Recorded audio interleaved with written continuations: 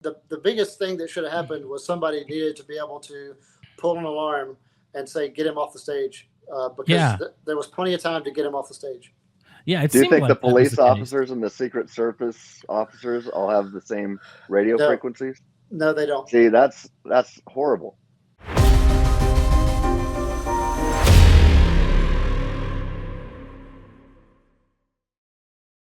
One of the biggest questions I think people have is how in the day and age that we have, the technology that we have, how did a 20-year-old who supposedly didn't make his high school rifle team, I don't even know if that's true or not, but that's what I've heard. How did he not even go unnoticed? Because he was noticed, and even noticed by a police officer. How was he allowed to get shots off so close to a presidential candidate? And I've warned people to not go down two roads. I've said, don't go down the road of it was an inside job, it was fake. That was trending for a while. It was fake. And then don't go down the road of, oh, someone bought off. It's the Biden administration. I think even a sitting congressman tweeted Biden sent the orders, which I thought was just a horrible, awful thing to say.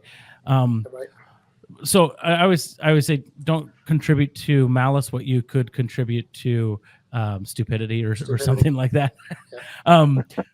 So I'm not calling the Secret Service stupid at all. I don't think they are. But I think a lot of us normal people are sitting here going, how in the world could such a breach happen? And that's why some of these conspiracy theories pop up, because it seems so ridiculous that it happened. Could you point us in a direction of maybe what happened? Or yeah, sure. And by the way, so I've got a normal house, so wife screaming, teenage girl screaming, dog barking. You guys might hear some of that. So yeah, and then I also want to say, when so many people are postured towards having like this amazingly skilled enemy over there that's going to destroy everything, then of course these conspiracies are going to happen, because there's people on the right who think that there's this magnificent deep state, and there's people on the left that think there's this magnificent authoritarian thing from the right coming, and they just both think so highly of this enemy force that has all these capabilities. And so for the people who thought that Biden ordered it, why would he order it from this 20-year-old idiot? Yeah. And then people who thought that the right, someone was like, Trump faked it so that the guy would shoot him in the ear. I'm like, are you going to trust this 20-year-old guy to shoot you in the ear? It's not going to happen. So neither of those play out. But I'll tell you, and I haven't seen an official. It'll be months before they have an official investigation. But I will tell you, like Tim, if you and I had suddenly been asked to help, and for some reason we were there, and we got out of our truck and just looked around, one of the first things we do is see that building, because it's 150 yards away. And we would say, okay, it's not on our property, so somebody's going to have to be there. Mm-hmm. So my guess is what happened is that Secret Service assigned someone to be in charge of that building, and then that people did as best as they could, but they didn't do enough. And then when it came time to actually seeing the guy, and I have some experience with this, and when I was in the Marines, we would sometimes work with diplomatic security when we were protecting Colin Powell and before him, Madeleine Albright. We would work with diplomatic security. Sometimes the local law enforcement don't have the ability to pull the alarm and say, get them off stage. So they're there to help, but they can't pull the alarm. So if that police officer who saw the guy, and there's video of this now, that there was a police officer that wanted to get to the guy, but he didn't have his weapon with him. If that guy could have said, get him off the stage, that would have probably stopped the firing from happening. All right. So I've heard this from another former Marine, Leroy Hill. I don't know if you know Leroy. That doesn't ring a bell, but I'll have to look into him. Yeah, you'll have to. He's a Facebook friend. You guys can get along. Okay. But he was the one that told me that oftentimes local police officers aren't allowed to have their weapons when Secret Service is in control. Is that correct? Is that standard procedure? I can see how that might happen, because if a sniper sees a guy with a gun, he might think that, okay, I have to take him out. So that could have been the case. But at any rate, like, so again, I put Tim, I always put you and me back in charge. Let's say that we pointed to that building and said, okay, somebody's gonna have to be there. And then Secret Service turned to us and said, okay, you're gonna be there. You and I would have had cameras on the top of that building, one of us on the top of that building. If our only thing was to make sure nobody was gonna get on that building, we don't need guns.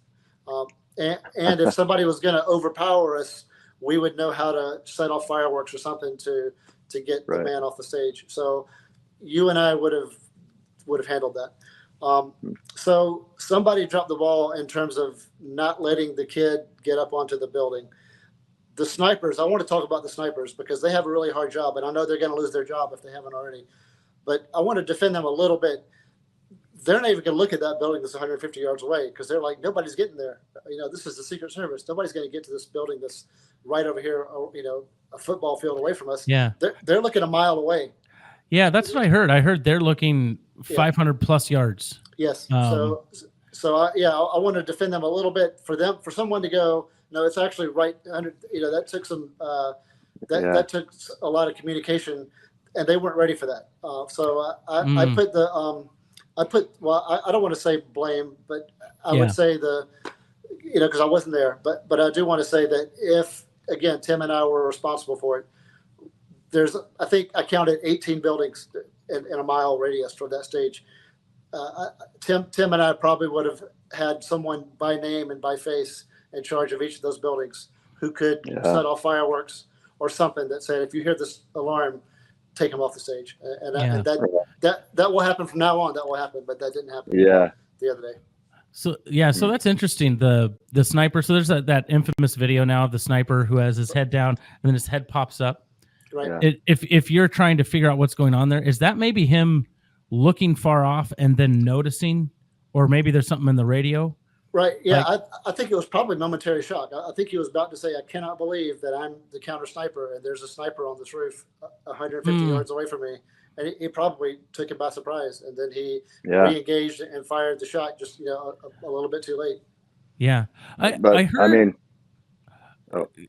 was impressed. Look, was it perfect and flawless? No. But I mean, more shots. Look, if he had more time to get more shots off, the odds, the chances that his assassination attempt was successful skyrocket. And I was impressed with his marksmanship once he did offer the counter sniping. But yeah, it wasn't perfect, but man, I mean, it's hard to judge somebody unless you're in that position. And I've never had, unlike you, Richard, I like to do a lot of training. But you never know how you'll react unless you're in a situation like that. And I don't want to throw the counter sniper under the bus. I just want to say he could have been better. I think the biggest problem was just the guarding of that rooftop in the first place. Yep. And that's my biggest concern. That's where the ball was dropped, and if they push back and say they weren't given the funding for that or whatever, fine. In which case that'll be a much more structural problem. But I definitely want to push that this is going to go above one person and certainly above the sniper, because that sniper, their responsibility, their area of responsibility is so great that probably the first place they would ignore would be that building, because they would just assume that somebody has it. That's interesting. Yeah. Maybe you might not be privy to all the Secret Service protocols, but I had heard that there's a protocol for Secret Service that they're never supposed to be the first to fire. I've heard that. I think I heard that on Ben Shapiro. Man, if you see a guy with a gun pointing at the target, I think it's probably okay to take a shot. Right. But certainly to scream on the microphone. The biggest thing that should have happened was somebody needed to be able to pull an alarm and say, get him off the stage, because there was plenty of time to get him off the stage. Yeah. Do you think the police officers and the Secret Service officers all have the same radio frequencies? No, they don't. See, that's horrible. Well, and I can see why logistically you can't be on the same signal, because if Miss Perkins down the street needs her cat out of the tree, then the Secret Service don't have to deal with that. But there should be an alarm that the police can like hit a button, maybe like a little parking garage button in their hand, which sets off an alarm, and then the Secret Service goes, "That's all I need to hear." They take him off the stage, and if it turned out to be a false alarm, it wouldn't have even made the news. It wouldn't have even made the news. They took him off, and it turned out to be a false alarm. So I think that's from now on. I can tell you this: for every other event from now on for the next 40 years, somebody's going to be personally responsible for each building, and local law enforcement is going to be able to set the alarm to get the guy off stage. What do you think of Phil's question here?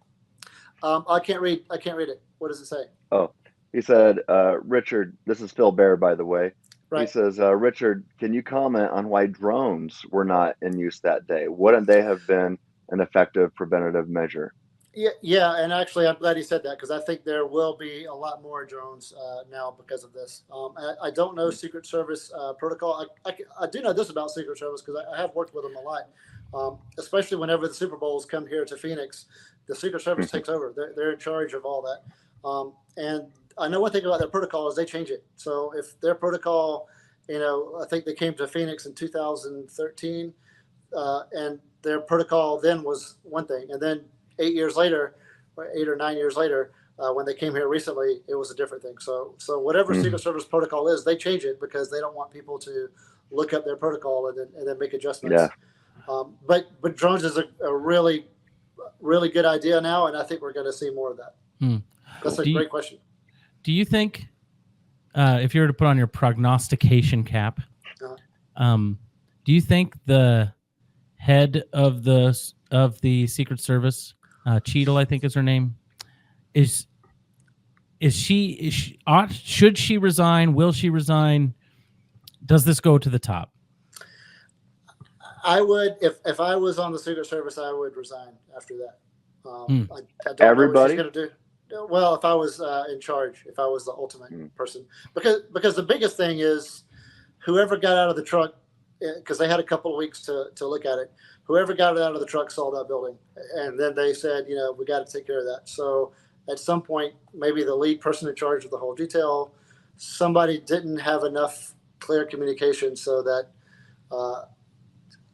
once the person was saying there was enough time to get him off the stage. So I think some people are going to be fired. I've heard the sniper has already been let go. But again, I've offered a defense that said it's not going to be as simple as the sniper. But yeah, if I was in charge of the Secret Service and this happened, I would have been in the White House that night and say, I'm going to resign just because it happened on my watch. And I know some Secret Service people. There are so many skilled Secret Service people. You could replace the director every day, and there'd be plenty of talent there. So the Secret Service is not going to suffer a loss of talent if the executive steps down. Well, what if you mind talking about the DEI initiative in the Secret Service? Is that something you have the ability to speak to right now? For me personally, you're asking me or Josh? Just personally, yeah. Yeah. I didn't know if you were talking about me or Josh, because I knew that was a topic for Josh more than me. I don't know who's hired for what reason at the executive level. But my thing is capability. If someone has the capability, great. And if they don't, then they shouldn't be. So I don't know the story behind that. Yeah. So I think in a interview, I want to say 2 years ago, she had said, Cheadle, I think is her name, had said her goal was 30% women in the Secret Service by 2030 or something like that. 2025, maybe. I don't remember. Don't quote me on that. Something like that. And I'm not even going to push back, Richard, on the idea that the capability thing. My mind goes to, I saw all these women jumping in front of Donald Trump, who's much bigger than them, and they're supposed to take a bullet for them. And in my mind, I'm going, I don't want to employ women to take a bullet for the president.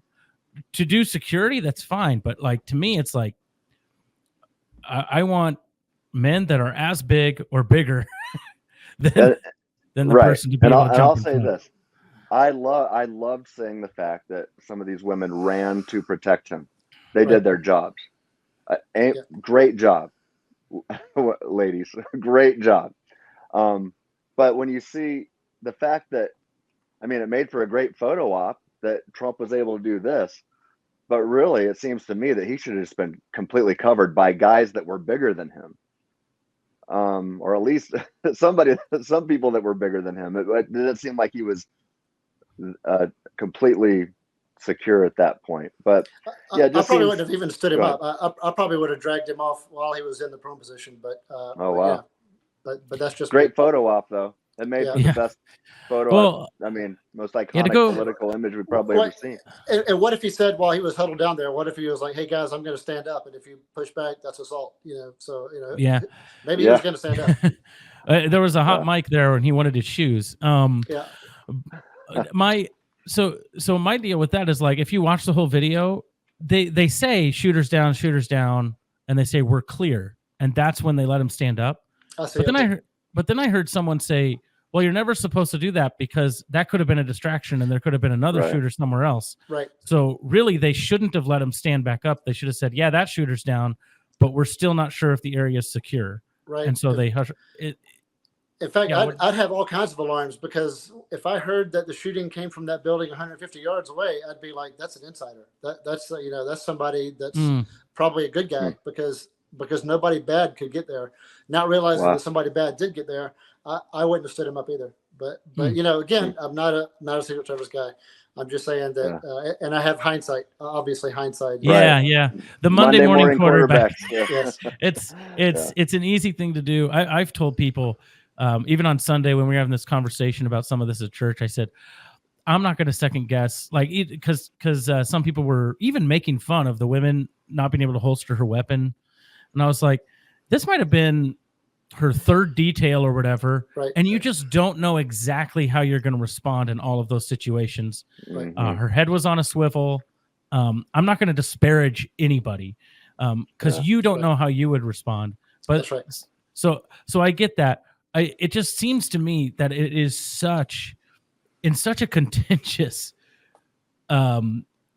presidential race to have such a, I don't know if breach is the right word or lapse, whatever it is, insecurity seems inexcusable to me.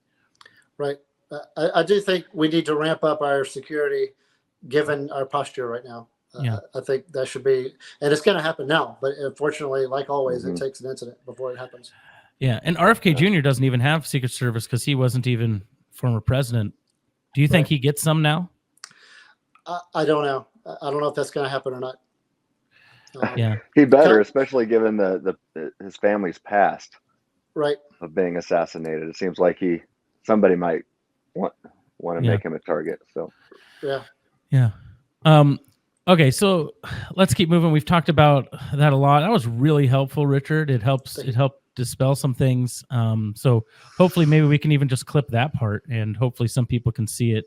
To not be so hard, especially on the sniper. He was getting kind of raked across the coals, and he's probably the easiest one to let go. Like, he's the least controversial one, and probably the one that I'm thinking that's sad. Because it seems to me, now I was listening to the shots when I watched it, and it seems to me it's probably not even a second after the first shots that he returns fire. Right. Well, how many shots did the assassin get off? I heard 3, but I haven't gone through and watched it in slow motion, so I don't know. It was two or three. Man, I know people are picking on the counter sniper, but man, if it's true that they're not supposed to shoot until unless they're reacting. I mean, somebody said, well, what if he was up there with a telescope?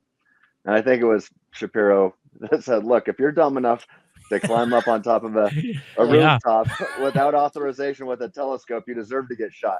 That's right. There's probably some truth to that, but still. Well, and then even then, if he could have seen him, if there was somebody at that perch looking at the building and seeing him on the roof, it doesn't matter what he has. All he's got to do is just say, get him off the stage. And then whatever he's got in his hands, it won't matter because Trump won't be on stage anymore. Yeah.